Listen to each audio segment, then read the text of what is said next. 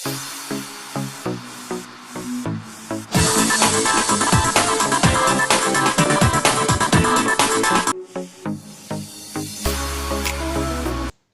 नमस्कार, मैं डॉक्टर रघुवीर सिंह मौर्य और आप देख रहे हैं मेरा यूट्यूब चैनल देव गुरु। दोस्तों, राजस्थान के सामान्य ज्ञान में आज अपना टॉपिक है राजस्थान के लोक वाद्य। लोक वाद्य का मतलब क्या होता है? देखिए, जो आम लोगों के द्वारा आम फंक्शन में सामान्य, जैसे नृत्य हो रहा है, गायन हो रहा है, इस प्रकार से सामान्य जो लोक गायन होते हैं, लोक नृत्य होते हैं, उन लोक गायनों लोक नृत्यों के अंदर जिन अपन वाद्य यंत्रों को बजाते हैं वो कहलाते हैं लोक वाद्य। तो राजस्थान में लोक वाद्य यंत्रों का सबसे बड़ा जो संग्रहालय है वो जोधपुर में है। राजस्थान में लोक वाद्य यंत्रों का सबसे बड़ा संग्रहालय कहाँ पर है? जोधपुर में। और राजस्थान संगीत नाटक अकादमी भी कहाँ पर है? जोधपुर के अंदर है।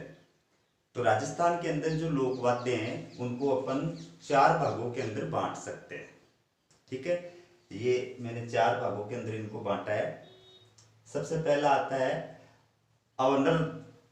अवनद्ध, जिसको बोलते हैं ताल वाद्य।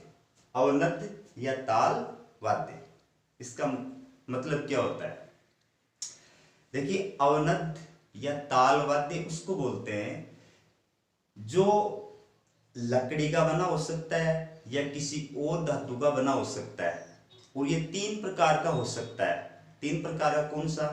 एक तो वो कि जो लकड़ी के घेरे के एक साइड में जो है चमड़े से बना हुआ हो। लकड़ी के घेरे के एक साइड में अगर चमड़ा मढ़ा हुआ हो, एक प्रकार तो हो सकता है। जैसे आपने देखा होगा चंग देखा सबने।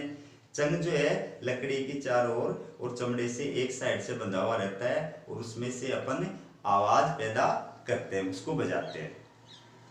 दूसरा प्रकार का अवनद्ध वाद्य कौन सा होता है? जो लकड़ी या कोई भी धातु होती है, उसकी बनाई हुई जो वस्तु होती है, उसके दोनों तरफ चमड़ा बांधा जाता है, दोनों तरफ चमड़े का प्रयोग करते हैं और फिर उसको बजाते हैं। जैसे ढोलक, आपने देखा होगा ढोलक जो होती है उसके दोनों साइड में जो होता है वो चमड़ा होता है और उसको बजाया जाता है।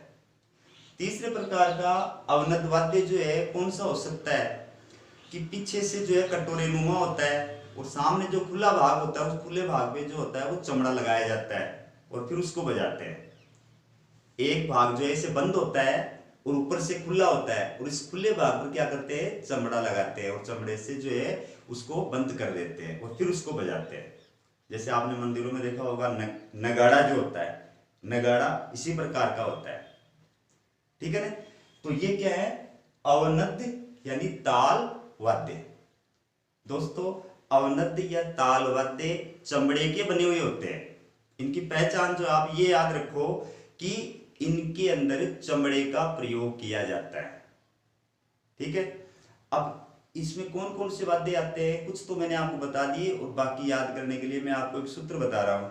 वो देखिए कि डै शब्द, जिस वाद्य यंत्र का प्रारंभ डै शब्द से होता है ना, वो सारे के सारे अवनद्ध वाद्य या ताल वाद्य के अंदर ही आते हैं। आप तो इस चीज को दिमाग में फिट कर लो कि जिस वाद्य यंत्र का प्रारंभ डै अक्षर से होता है वो क्या होता है? अवनद्ध वाद्य होता है। जैसे डमरू, ढेरू, ढाल, ठीक है ना, ढोलक, ये क्या है? ऐसे शब्द हैं जो डै से प्रारंभ हो रहे हैं, इसलिए ये सारे के सारे किस प्रकार के वाद्य यंत्र है? अवनद्ध यानी ताल वाद्य यंत्र है। आप इस चीज को याद कर लो।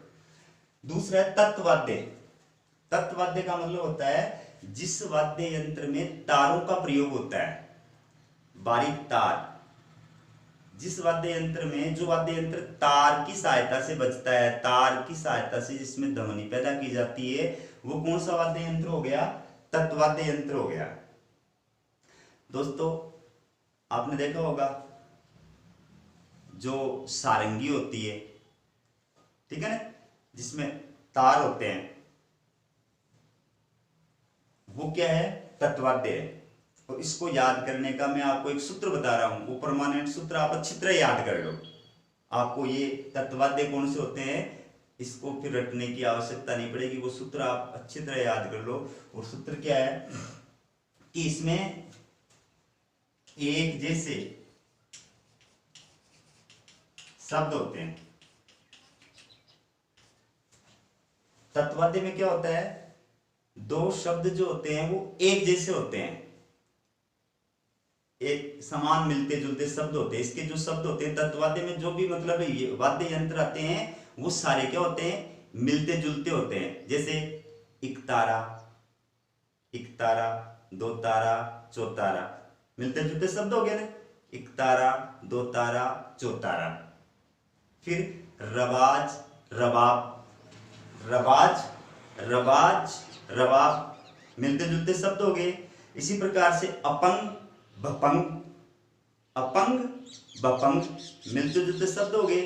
तो इस प्रकार से जो ये समान जो मिलते जुलते शब्द होते हैं वो कौन से वाद्य यंत्र के अंदर आते हैं, तत्वाद्य में आते हैं। आप तो इस चीज को अच्छी तरह से याद कर लो कि एक जैसे जो शब्द होते हैं वो वाद्य यंत्र कौन से वाद्य यंत्र कहलाते हैं, तत्वाद्य यंत्र कहलाते हैं।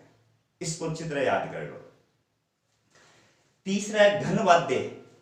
घन वाद्य का मतलब होता है कि जिस वाद्य यंत्र पर अपन चोट मार करके या आघात मार करके ध्वनि पैदा करते हैं, जिस वाद्य यंत्र पर चोट मार करके या आघात मार करके ध्वनि पैदा करते हैं, वो किसी भी मतलब वस्तु का बना हो सकता है, लेकिन उस पर चोट और ध्वनि से जो है आघात उत्पन्न किया जाता है। ये चीज विशेष रूप से याद रखनी है।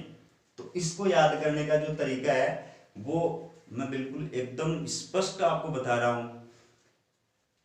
अभी लॉकडाउन लागू हुआ था, आपको पता नहीं, लॉकडाउन में मोदी जी ने क्या किया था, एक घोषणा की थी कि 5 अप्रैल को रात को 9 बजे 9 मिनट के लिए हमें क्या बजाना है, हमें क्या बजाना है, वो आपको पता है क्या क्या बजाना है। और वो हम सब ने बजाया था, जैसे ताली, थाली, घंटा, घंटी, सबने बजाई थी आपने, ताली, थाली, घंटा, घंटी। तो ये जो लॉकडाउन में 5 अप्रैल को रात को 9 बजे 9 मिनट के लिए हम सब ने बजाई थी ना, ये सब किस वाद्य यंत्र में आएंगे, ये घन वाद्य में आएंगे।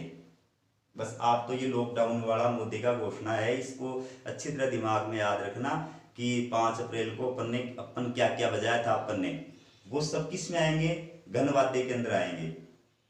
इस पर मैंने अपने YouTube चैनल रघुवीर सिंह मौर्य के अंदर एक कविता भी बनाई हुई है, अगर आप चाहें तो मेरे चैनल पे जाकर के और मेरी 5 अप्रैल से रिलेटेड वो कविता भी देख सकते हैं अच्छी तरह, ठीक है। इसके बाद में आता है सुशीर वाद्य।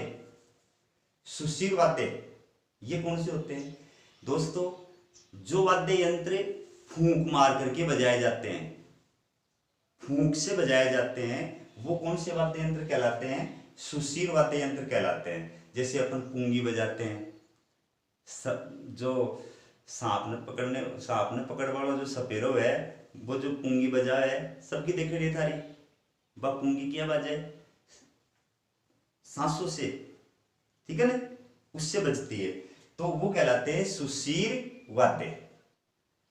दोस्तों सुशीर वाद्य को याद करने का मैं आपको सूत्र बता रहा हूं, ये सूत्र आपको परीक्षा में नहीं पूरी जिंदगी भर जो है और भूल नहीं पाओगे आप। इस सूत्र को अच्छी तरह याद कर लो, मैं बता रहा हूं आपको, और कहीं किसी भी कोचिंग के अंदर कहीं नहीं मिलेगा आपको।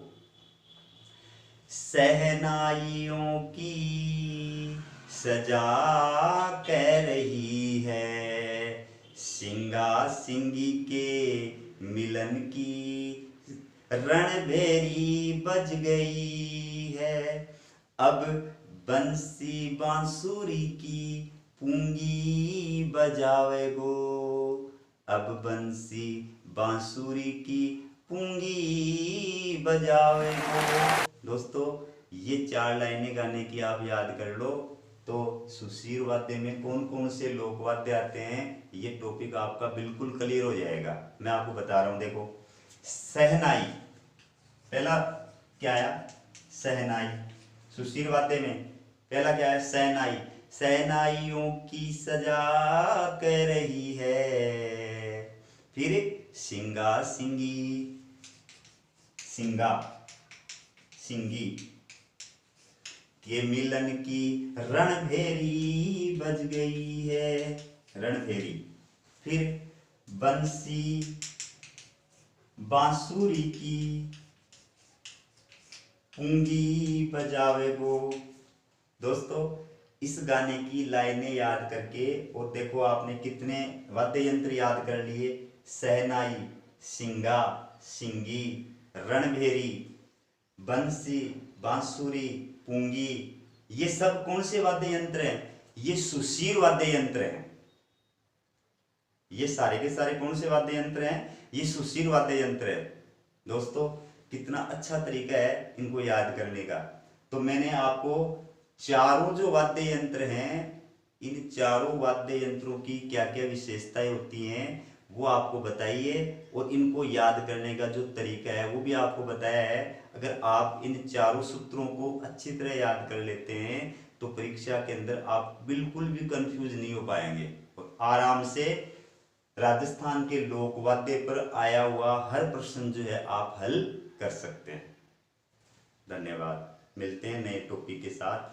आप मेरा वीडियो देखते रहें और वीडियो को सब्सक्राइब करना नहीं भूलें और ज़्यादा से ज़्यादा अपने साथियों से, अपनी सहेलियों से वीडियो को सब्सक्राइब कराएं।